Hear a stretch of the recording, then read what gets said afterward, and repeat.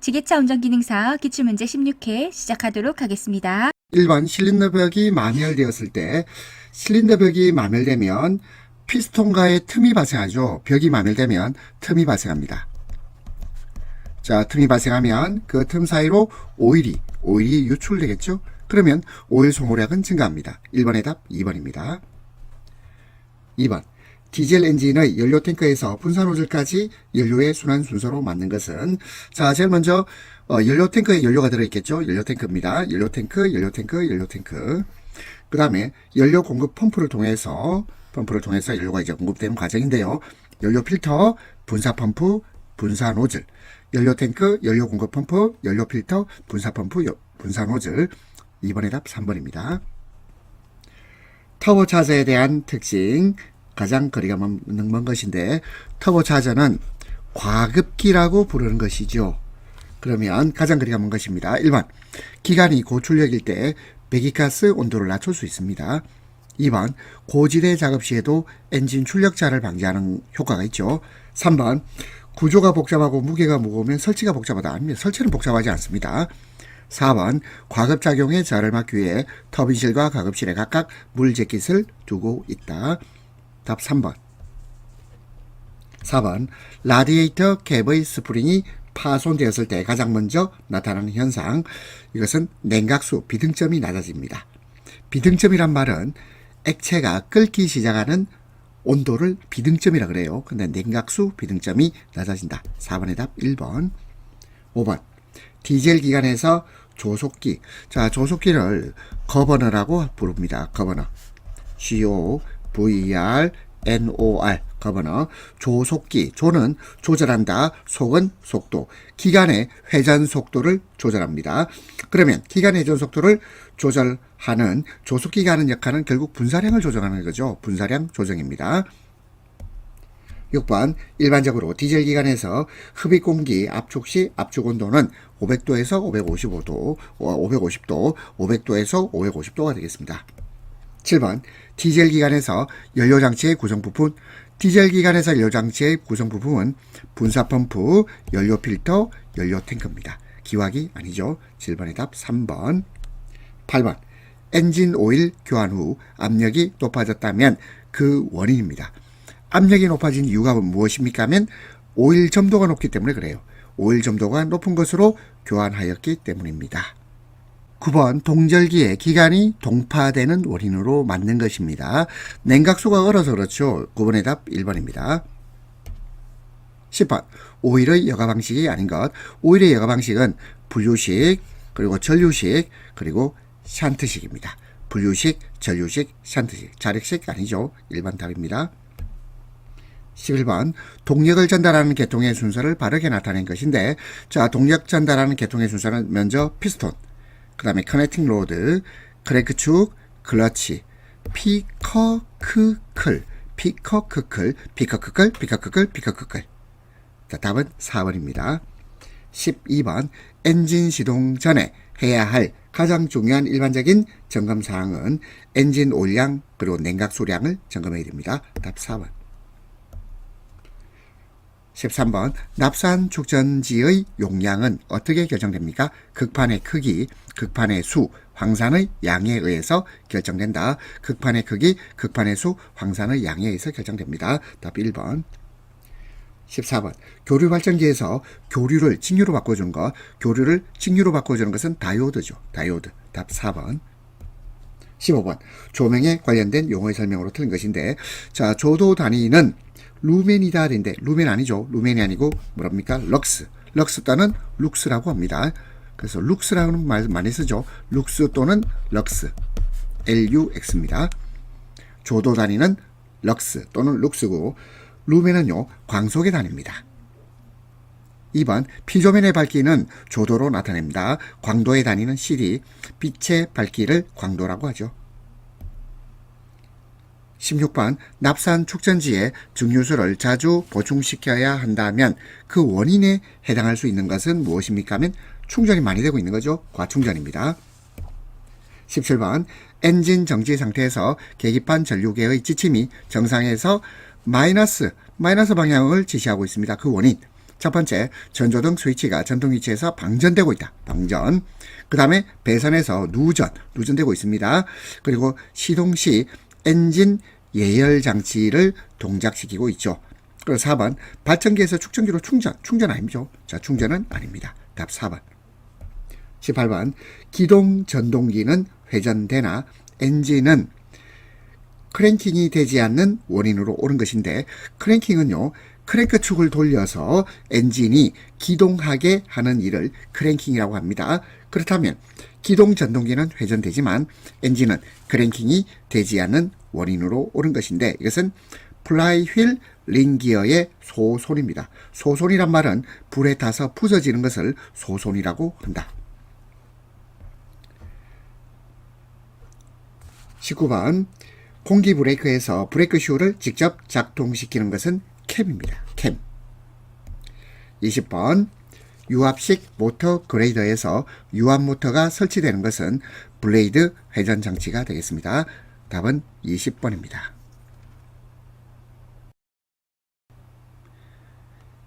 21번, 무한궤도식 건설기계에서 주행구동체인 장력 조정 방법은, 이것은 아이들러를 전후진시켜서 조정합니다. 장력 조정 방법은 아이들러를 전후진시켜서 조정하는 방법이 되겠습니다. 22번, 무한궤도식 굴삭기에서 하부 주행체 동력 전달 순서, 유압펌프, 제어밸브, 센트 조인트, 주행모터, 유압펌프, 제어밸브, 센트 조인트, 주행모터. 1번이 되겠습니다. 23번, 기중기의 붐을 교환할 때 가장 좋은 방법인데, 붐이라는 것은 강철, 알루미늄, 복합 합금과 같은 고강도 재료로 만들어진 것을 붐이라고 합니다. 그래서 기중기의 붐을 교환할 때는 기중기를 이용해야 되겠습니다. 답은 3번. 24번, 유선기어 장치 주요 부품으로 만든 것은 선기어, 유선기어, 링기어, 유선 캐리어, 선기어, 유선기어, 링기어, 유선 캐리어입니다. 답 4번. 25번, 지게차에서 리프트 실린더의 주된 역할. 리프트 실린더는 포크를 상승 하강 시킵니다. 리프트 실린더는 포크를 상승 하강 시킨다. 26번, 클러치 스프링의 장력이 약하면 일어날 수 있는 현상입니다. 클러치 스프링의 장력이 약하면 클러치가 미끄러집니다. 답 4번. 27번, 건설기계 등록자가 다른 시도로 변경되었을 경우, 자, 이때는 등록 이전 신고를 해야 됩니다. 등록 이전 신고를 해야 된다. 28번, 피견인차의 설명으로 가장 옳은 것인데, 피견인차는 자동차의 일부로 봅니다. 자동차의 일부로 본다.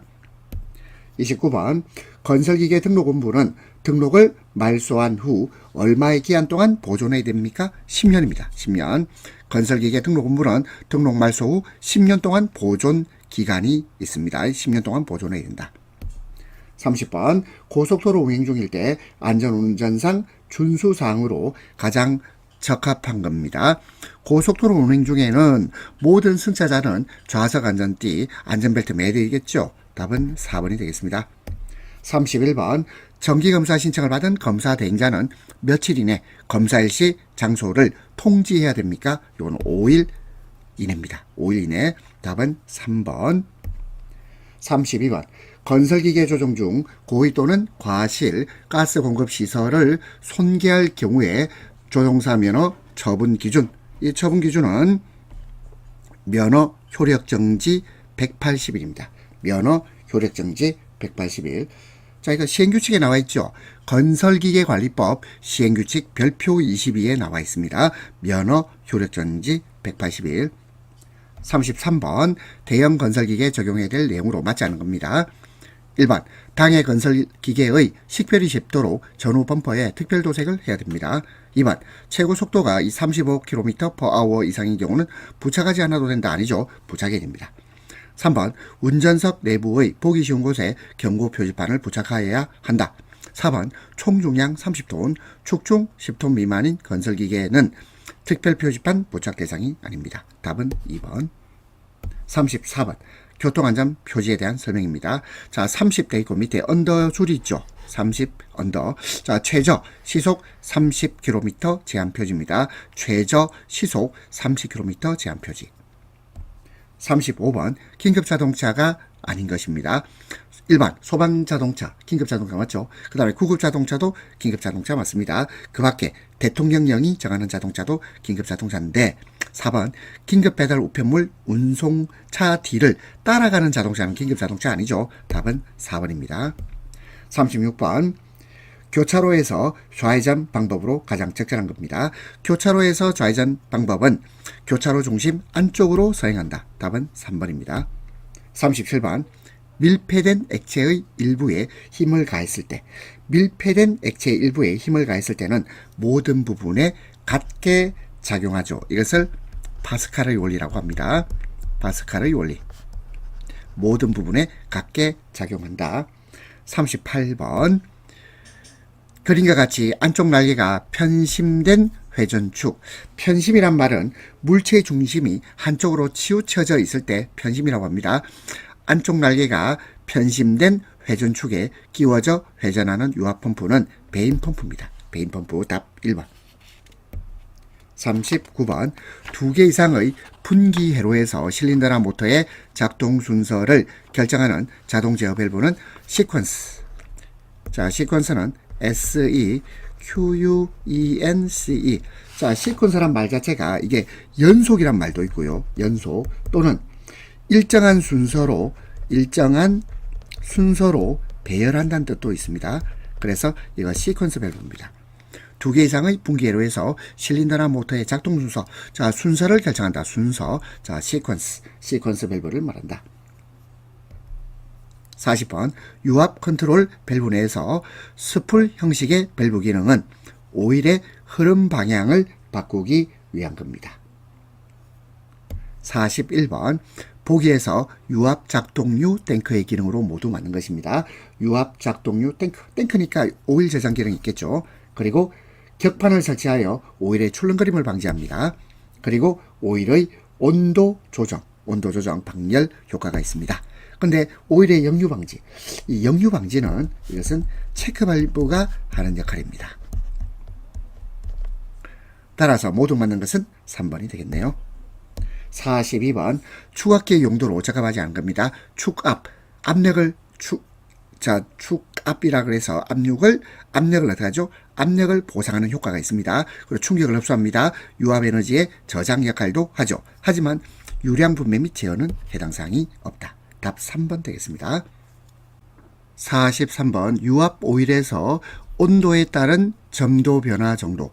온도에 따른 점도의 변화 정도를 표시한다. 점도지수죠. 점도지수. 44번 작업 중에 유압펌프 유량이 필요하지 않게 되었을 때 오일을 저압으로 탱크에 귀환시킨다. 언로드한다 이러면 되겠죠. 언로드 회로가 되겠습니다. 45번 유압모터와 연결된 감속기의 기어 오일 수준 점검 시 유의사항으로 틀린 것입니다. 틀린 것. 1번 오일 수준을 점검하기 전에 항상 오일 수준 검정 게이지 주변을 깨끗이 청소. 이건 중요하죠.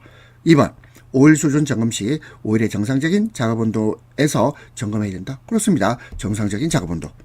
3번 오일량이 너무 적으면 모터 유닛이 올바르게 작동하지 않거나 손상될 수 있죠. 따라서 오일량 수준은 정량 유지입니다. 정량 유지. 자, 근데 보니까 가득 채운다 틀렸죠? 정량 유지가 되겠습니다. 답은 4번. 46번 체크 밸브를 나타낸 것. 자, 여기 그림 보세요. 그림에서 우리가 체크라고 하면 보통 이게 체크 아닙니까? 자, 체크 있네요. 체크무늬. 체크 밸브 답 1번입니다. 47번 안전관리의 가장 중요한 업무입니다. 이것은 사고 발생 가능성을 제거하는 거죠. 사고를 예방하는 게 제일 중요합니다. 답은 3번. 48번 안전보험 표지의 종류와 형태에서 그림의 안전표지반이 나타내는 것. 자, 이게 손이 있고요. 손 있고 이게 이렇게 꺼놨죠. 무슨 말입니까? 사용하지 마라. 이 말이죠. 4번이 되겠습니다. 49번 안전관리상 수공구와 관련한 내용으로 가장 적합하지 않은 것입니다. 자, 공구를 사용하면 녹슬지 않도록 반드시 오일. 아닙니다. 녹슬지 않도록 하려면 어떻게 할까요? 건조한 곳에 보관. 자, 건조한 곳에서 보관해야 되겠죠? 2번 작업에 적합한 공구를 이용합니다. 3번 공구는 목적 외의 용도로 사용하지 않습니다. 4번 사용 전에 이상 유무를 반드시 확인한다. 답 1번 되겠습니다. 50번 아세틸렌 용접 장치를 사용. 용접 또는 절단할 때에는 아세틸렌 발생기로부터 5m 이내입니다. 5m 이내.